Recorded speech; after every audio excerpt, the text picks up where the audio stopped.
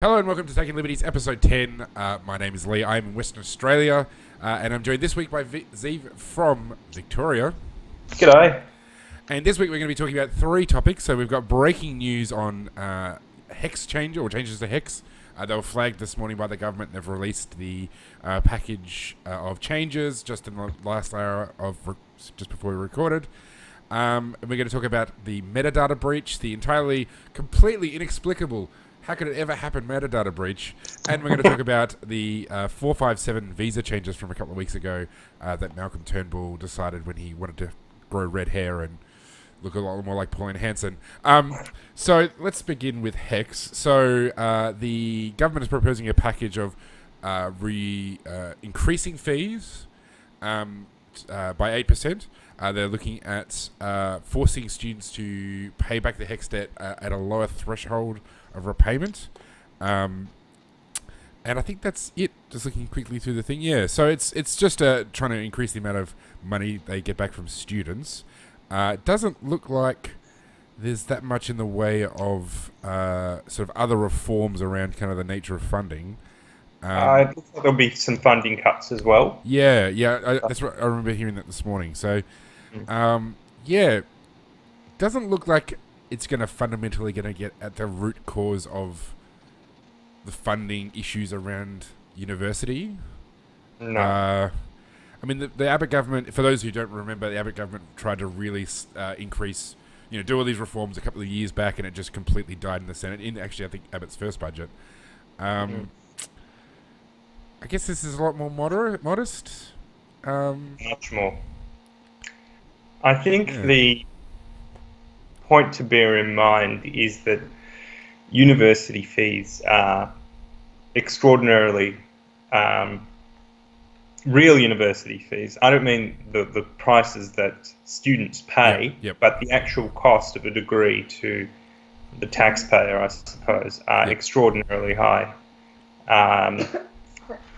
In some cases, I mean, students that pay full fee actually understand what those fees are, of course, but most people carry a somewhat reduced burden, as particularly in undergrad degrees. Yes. And I don't think there's actually any subsidy for postgrad, is there? I'm pretty sure that's not. Yeah. Exactly right. Yep. But in a sense, there is, because the unis themselves also receive a lot of funding from the government, which in turn means, that postgrad degrees are subsidised too. But the thing to bear in mind as well is that the reason these fees are high is partly because of the funding model in place.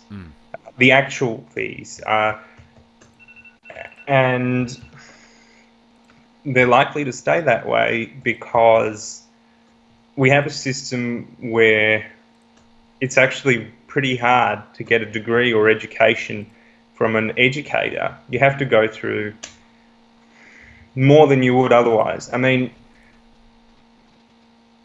I went to a continuing professional development seminar held by a barrister the other day, and the total cost to me for an hour of this person's time was $66. Yep. Now, that was obviously shared between a classroom of other people, but if you say to yourself, well, look, total contact hours at a given course are about, 12 hours per course or something, that's $700 basically for one unit of a law degree. Okay, fine, and he has to spend a couple of hours marking a paper or something. Fine, call it $1,000. That's still about a third or less of what a university charges at the postgrad level. Right. Okay. There's a lot of what you're really paying for. The building, the massive library, the administrators. None of that is really that necessary at the end of the day. A lot of these costs are borne by students thinking, well, this is how I have to go through this process to learn. But the reality is that there are alternatives out there. It's just that they're not legal in a way. You can't get a law degree just by paying a barrister to lecture a classroom of 40 people. No. You can't do it. Yeah, I mean, and that's obviously particularly an issue for law. Through an approved course, through an approved, that have all of this, the bells and whistles on top. And that's the absurdity of it all. Low-cost education or lower-cost education is out there, but can't get it. Yeah, I mean, I know with accounting, like there's a lot of so when basically pretty much every accountant comes out of uni and has to do either the chartered accountant and so CA and CPA. I'm trying to think of chartered professional accountant.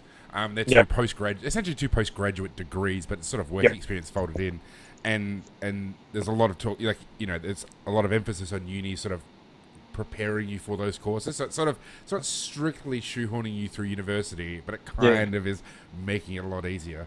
And I suspect with teaching, at least in Western Australia, you need to be registered as a teacher. I suspect your registration would not be easy if you came from, the Jakarta School of Education or whatever. So yeah, there is. I mean, that's obviously a big and law. I mean, that's the classic law and medicine, those sorts of things where you need to have a government granted license to do these things. Yeah, it's a huge issue. Something I've just noticed in the article, I'm reading from the Sydney Morning Herald, it says fees would increase by a maximum of $3,600 for a 4-year course, with students paying 46% of the cost of their degree on average, up from 42% currently. So that gives you an idea of how incredibly expensive university education actually is to the taxpayer. I mean, it's not like at this point, even if this passes, there's students that are still not paying anywhere remotely close to the full cost of their degree. And I mean, they're not even paying half the degree. Yeah, not even half. Yeah. So it's really, I mean, that gives you an idea of how dire the situation is. I mean, I know Andrew Norton from he used to be of CIS or IPA, but now he's at Grattan. And I remember him speaking at a conference last year about just the forward projection of the costs of university education is just absolutely astounding of where it's going.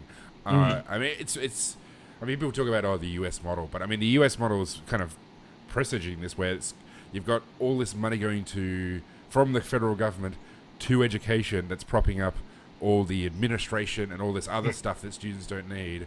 And it's really the actual lack of prices. So Don Boudreau does a video over at for the last year's US federal election, did a video on making college free, and he makes the great point that the money that's being funneled is going towards a frisbee golf course and rock climbing and all this kind of stuff. So, and it's because of a lack of prices. If students were feeling the pinch of the prices themselves, if they had to pay the genuine cost, they would not be tolerating this stuff. They'd be saying, no, you need to deliver this, for me cheaper. Obviously, prestigious universities, so in Western Australia, UWA is the best example, University of Western Australia. It's got big sandstone buildings. It portrays itself as, a really prestigious university. And I guess it is. I think it's in the top 8 universities. In Australia. They'd still charge a premium because of the prestige, which is, I mean, that's fine. That's how markets work. But a lot of these other universities that have a much cheaper option for students. Well, I'm going to give it time. All right, let's maybe move on to the metadata breach that occurred. So, I think it was Friday. Yeah, Friday, because it happened during the Friedman conference. Or just before it, everybody was talking about it online. So the AFP announced that they basically used metadata to gain the metadata which is stored, that the government's forcing ISPs to store, to access the records of a journalist. They said that it was a human error that was responsible for the breach, and there's investigations and whatnot. Wow, no one could have predicted this. This is so inexplicable. It's not like, libertarians and civil libertarians and the tech media did not say this would happen. Everyone saw this coming. Yeah. In other words, I mean, you couldn't not see this coming if you looked into it. The fact is that people make mistakes, and they're going to make mistakes with information. If they have it around they're going to make mistakes with the law because it's a new law, and the result is that people's information is going to be disclosed more widely, or police, in this case, the police just overreached. They failed to get a warrant when they tried to obtain information about a journalist's sources. And journalists have this peculiar position under the metadata law. You are actually required to get a warrant before you can access a journalist's data. However, a journalist is defined. I'm not quite sure of the definition offhand, but it seems a little odd. Which is pretty much the key criteria of this entire metadata stuff. It's like, what is the definition of most of this stuff? When George Brandis was pressed before all this, even asking what is metadata, he could barely give a straight answer. So, yes, it's a lot of this seems to be quite vague. Yes. Well, there may well be an explicit definition out there. It would be difficult to make one up, frankly. Yeah. Maybe like a member of an employee of Fairfax Media and News Corp. Yeah.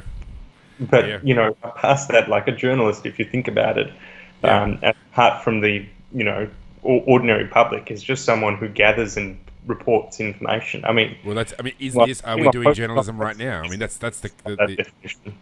If you, in the broadest sense of the word, you saw something on Facebook and I've shared it on my wall. I'm a journalist. Yeah, that's it. Well, is this podcast journalism? We're looking at the media. Obviously, we're not as sophisticated looking as the Drum or as Sky News, but we're doing what Sky News and the Drum does. Yeah. I look very sophisticated over here in my t-shirt, thank you. Well, you have got a cat with you, and that's I do have cat, so that's clearly an advantage over most other media. I know, exactly. And no one else could really do the whole Bond villain thing while stroking a cat during the podcast. It's impossible. Yeah. That's it. I mean, I guess this reminds me. So the thing which, I'm not aware has been asked. It's certainly not mentioned in the article that I'm reading. Is what other improper accesses of information have been done to non-journalists? So one of the problems with having a special category of journalists is it basically says, well, if you're not a journalist, then we can just freely access your information. I mean, that's the point. I mean, that's the whole point. It's like journalists have a protection that we don't have.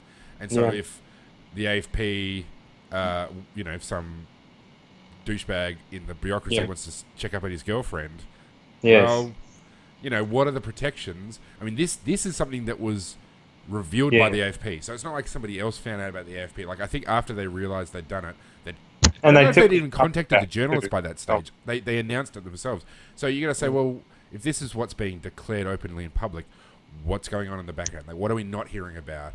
And this is... Well, there have been cases where, in the past, where police have accessed police files on people. Yeah. And done so for improper purposes. This is before metadata or before the metadata laws. It's just ordinary police files. Usually, not usually, but in some cases, in exactly that context of, some guy looking up his girlfriend who he's broken up with or something. Yeah. And I wouldn't be surprised to see it happen with the metadata laws in the same way. I wouldn't be surprised at all. No. Well, because the thing is, the AFP is accessing the records, but it's not just the AFP who has access to this stuff. Like when we found local councils, everyone. Yeah, that's it. And increasingly, as time goes on, more and more people get access to it, which just means the volume. I mean, what we saw with Snowden was he was a contractor. He didn't even work for the NSA, and yet because there's like 3 million people who have access to that data, anybody can download it. Anybody can do what they did. I mean, even if your concern is the security of Australia, then you should be concerned with the number of people who have access to this information, because it's going to increase the likelihood of someone being blackmailed, someone being sloppy, or just the bloat of this, the size of the bureaucracy just increases the chances of something going wrong. So, I mean, I'm pretty sure it might have been in the lead up to the actual passing of this, the original metadata bill, where I think there was actually a report saying how that improperly handled material. If I'm going off my memory, which is always fallible. And the thing to bear in mind is that when we talk about metadata, we're actually talking about things like where a person is, who he's been speaking to, what websites he's accessed, things like that. And the fact is that people may not understand that, but with all of that information together, you can actually build up a profile of what's going on in a person's life. You know, a person visits a contraception clinic or a family planning clinic, or he visits a gun range or whatever. Yep. You suddenly understand a lot of potentially embarrassing information about that person and what they're doing, which is can be dangerous in the wrong hands, of course. Yeah, I mean, it's. I was listening to a podcast. This is going back to a historical example, but one of the other key issues. So people think, okay, not only is there improper use in terms of somebody looking up their girlfriend, but there's also in terms of fishing expeditions. So I was listening to a podcast that talked about. It was during World War One. The FBI, like around the time the FBI was set up, they essentially went into. It was one of the telegraph services, and just basically went in and just took all their records, and then just went fishing, looking for reasons to prosecute people for various offences. And with all this sensitive data, you have to wonder, well, there's lots of laws out there that you could break and you don't even realise. I mean, the sheer volume and complexity of law and criminal law in particular. Put rubbish into the recyclables bin too many times. Yeah, I mean, that's it. Suddenly... in Seattle in America, they were using metadata. I think they were trying to get access to that sort of information to do that kind of stuff. Yeah. So it's, people say, oh, well, if you've done nothing wrong, you've got nothing to hide. But how do you know you haven't done anything wrong? How do you know? How can you be certain? Because if they decide to come after you, we're talking decades in prison. Even if years in prison, the sort of things, the sheer power of the federal government. And I don't know their prosecutorial record. I'm sure you might have some idea, but I suspect that the government tends to win in a lot of cases. And even if you don't lose, even if you win, you're still looking at real money. About 90%, yeah. About 90% of cases are won. Yeah. So you don't, and I mean, it's even worse in the US. So in the US, they've got I think the federal prosecutors have got a 99% win rate. If they're saying, okay, the maximum. In the US, it's quite... how you define it. I don't know about the United States, but here, and I've looked this up recently, 8% of charges are withdrawn. Okay. 3% of people are acquitted after a trial. How many, are acquitted? 3%. Okay. Yeah. So basically, it's... 89%. Everyone else is guilty or pleads guilty. Yes. That's it. And most people just plead guilty. Yeah. Even if they're... even some innocent people are absolutely to their lawyers. I mean, I'm a lawyer. I know. Yeah. Go on. Yeah. No. Yeah. I mean, I was going to say it's very similar in the US where everything gets pleaded out because if often a lot of the cases have such an incredible penalty associated. You could win, but if you lose, the price you pay is so incredibly high that it's just not worth it. You're just better off. I mean. Barrett Brown, actually, there's a journalist who was involved. I think he linked to WikiLeaks stuff. He didn't actually print WikiLeaks stuff, but he was basically involved in all this stuff exposing government sort of security. And anyway, he got entangled up with the FBI. They started raiding him. He made a threat. They threatened him with 40 years in prison. Well, of course you're going to plead guilty, even if you think you're innocent. So it's you just don't want to mess with that stuff, and that's why metadata is so important to keep out of the hands of government. Is because if they turn it's like Sauron, with the the tower, when their eye, the eye is out there looking around doing its thing, but when it comes bearing down on you, you are in trouble, and and it's not, and the region we're talking about, if the ATO has your metadata, and they start auditing you, do you really? I mean, who wants to? So it's scary stuff. It is. Cool. All right. On to the next topic. So we're blitzing through them. Without Vikas here, he's slowing us down. We can push through stuff. I like Vikas. Vikas is out traveling tonight. I can't remember where. We talked about it yesterday at Friedman, but I can't remember. So we're going to talk about 457 visas. So Malcolm Turnbull decided the colour of his party was not the right one. He wanted to go from blue to red to stand with the Australian workers. And basically have more or less canned the 457 visas. So Well, they've come back, but in a modified and much more restricted form for fewer occupations. Yep. Basically. So it's now much harder for a person on a 457 to become a permanent resident and in turn become a citizen. It's now, they have to be here much longer. Yes. And certain occupations are barred now, as in before you could come in as a marketer, for example. Now you can't. Yep. The list has been reduced. Yep. Now, I mean that's what the changes amount to. It's kind of a mini 457 instead of the 457 that we have now. Yep. Look, I mean the changes amount to exactly what you've said. That it's just pandering to the base. Yeah. Only 3 years ago, Malcolm Turnbull was talking about Bill Shorten's calls to, crack down on 457 rorting, and he was saying, "Oh well, look, this is an attack on foreign workers who are vital to our economy."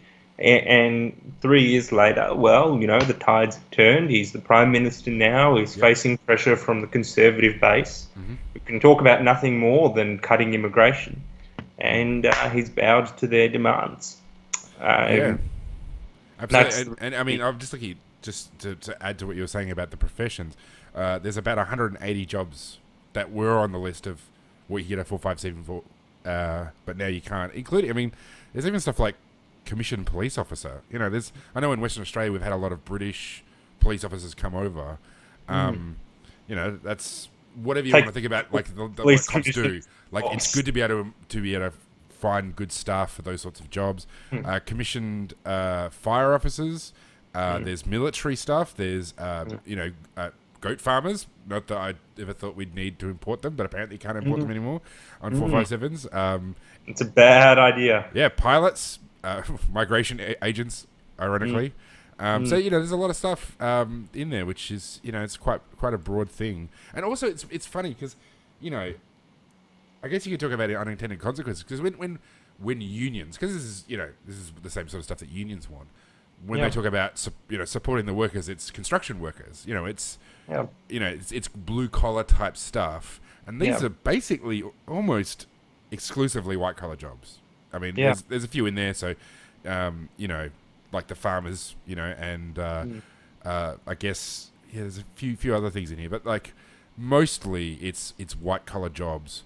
And presumably they're the ones you really want to have people come overseas to do. Like there's pilots, there's aeroplane pilots. Like you really don't want to stuff around with like the quality of your piloting, the people that you're drawing from. And so really this is the kind of the absurdity of nationalist nonsense about immigration, is they say, oh, we need to protect the workers. Well, these are not the workers. These are not people you think of as the workers. And so this is going to have a huge impact in terms of... One article was complaining about a marketer who, according to her employer, had tripled revenue for the business, and now could because marketers are off the list. Having done that, apparently she just can't continue in her employment anymore. Okay. And if you think about that, what that means is that people who create wealth here can't create wealth here anymore. People who create business opportunities here just are being told to bugger off. And whether it be pilots or marketers or even those dreaded commissioners of police, I mean, presumably they're being hired here because they're adding value. They're creating a more functional business environment. And that's what amazes me, that this government that has been talking about innovation and jobs and growth is suddenly all about restricting innovation, jobs and growth. And particularly the startup sector is furious too, because they're always keen to get foreign qualified people to come over here, because otherwise those people just aren't available sometimes in Australia. And to see this It just really upsets me, frankly, to see all of this happen in Australia, because it means that we're losing the argument. Yeah. And well, hopefully we'll just have to shift the tide the other way, one podcast at a time. That's it. Yeah. Actually, I just noticed in the article I'm reading about this that Cory Bernardi said he was pleased to see changes to work visa system, and he was at the Friedman conference, and I really, if I'd known he'd said that, I would have asked him about it, because it's it's just nonsense. I mean, it's also worth pointing out that there's only like 100,000 workers who have 457 visas in Australia. I mean, there's secondary visas which are for like family members, but we're not talking about like the filthy tides of millions of Chinese or Polynesian like Pacific Islander workers coming in, a la White Australia. This is a very small percentage of the working population. It's not the yellow menace that was once spoken of by the Labor Party back then. No.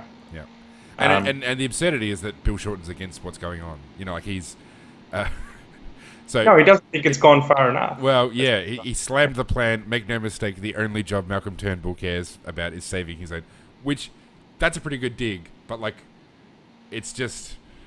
He thinks that the changes are, quote, a con, which means that I guess they haven't gone far enough for him. That's just too many foreigners for Bill Shorten's liking in this country. Yeah. It's tragic to see this kind of mentality, because if you look around, you just see a lot of businesses open up because foreigners came here and started offices and restaurants and what have you, and they wouldn't be here if we didn't let them come here. No. And I mean, this idea that we can just close off. Well, how did Australia start? Even it started. People came here and created. Yeah. And that's just what immigration is, to come here and create at the end of the day. Although, of course, the problem is that a lot of the time people complain that migrants, or particularly refugees really, go on welfare, and they complain that migrants take jobs. Well, again, we've gone through that. They create jobs. Yeah. But as for the welfare argument, at least I can understand it. Yeah. Because obviously there's a lot of asylum seekers who do access welfare services initially, at least. Yeah, because they're forced to begin with, at least. Obviously, I guess once they move off a refugee visa, I guess presumably they can then work. But yeah, you basically, they come to Australia, we force them to go on welfare. To some extent, which is just nonsense. Like, we should just say, you can come here and feel free to work. Yeah, I mean, really, that's the way I do it. And if you want help, well, you should be seeking help from your community, rather than asking. This is the thing. Otherwise, you're ticking off some random blue collar worker as seeing this person there getting his tax dollars being paid off, and he gets upset. And I mean, I can understand that. I really can. I mean, to my mind, I wouldn't mind paying some of my salary towards a charitable cause that I felt was doing the right thing and actually helping foreign refugees come here. No problem with that. But I can understand people who say, look, this is my money. I'd like to, I don't know, pay for my kids' education or buy a home. And it's not, in my view at least, racist to say that. And that's what people are really... that's the real one of the divides. But too often people don't see it that way. They just see us and them, foreigners, coming here at our expense, which is tragic. Yeah, I mean, what's kind of absurd is that a lot of the people who are really against work, migrating workers, are also the people who love the welfare state. And they don't seem to realise that, somebody has to pay for this welfare state when they're all old. The people who are complaining about this, they're going to retire, and at the moment we just don't have enough people to be able to fund the lavish welfare state that they've built up over decades. It's the only. Yeah. We're in a current account deficit. We're running a deficit every year. Yeah. Somehow we get into surplus again. Yeah. I mean, the US is heading. Who create jobs. One way of doing it. Yeah. Yeah. I mean, in the US, it's even more dire. I can't remember who the Cato Institute talked about it, but he basically said that even like a generous assessment of the future liability to taxpayers is like 900% of GDP. So it's like, yeah, you need to find workers from somewhere. And fortunately, foreign countries have lots of them, and they have crappy economies where they can't start a business, they have no future. So you let them come here, they bring their ideas, they bring their entrepreneurship and their drive to succeed. And we all benefit. We all benefit. You would hope. Yeah. You would hope. Yeah. Yeah. Oh, well, we libertarians will just keep plugging away. We'll see how it goes. Excellent. Now, why don't we just spend a minute? We talked beforehand that you've got an article that you're sort of working on. Do you just want to give a quick taste, just a little teaser of what it's about? And Okay, well, basically, our good friend Matthew Guy, the Victorian opposition leader in Victoria for the Liberals, is calling really for people suspected of a violent offence to be imprisoned before trial unless they can show that they ought to be released. So what that means is usually when you're charged with a crime, you're released on bail because, otherwise if you just get charged and imprisoned in the ordinary course of things, if that's the normal situation, then you're effectively treating people as guilty before they've been proven guilty, because prison is a punishment, right? So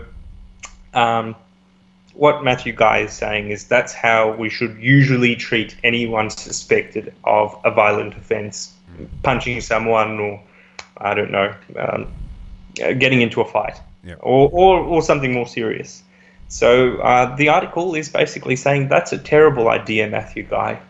That's a really bad idea. A lot of innocent people go through the criminal justice system. About 10% of cases, as I mentioned earlier, 11% result in charges being withdrawn or dropped. And putting more of those people into prisons will not help us. No. Yeah, absolutely not. All right. Well, we'll definitely have you back on when you've finished the article, because it's such an important topic to talk about this stuff, because it's unfortunately libertarians are the only ones who seem to care about this. So yeah, we'll definitely have you back. Thanks for joining us, and make sure, dear listeners, dear viewers, subscribe. Don't forget we got the new channel, and we'll be back again next week with more discussion about libertarian stuff.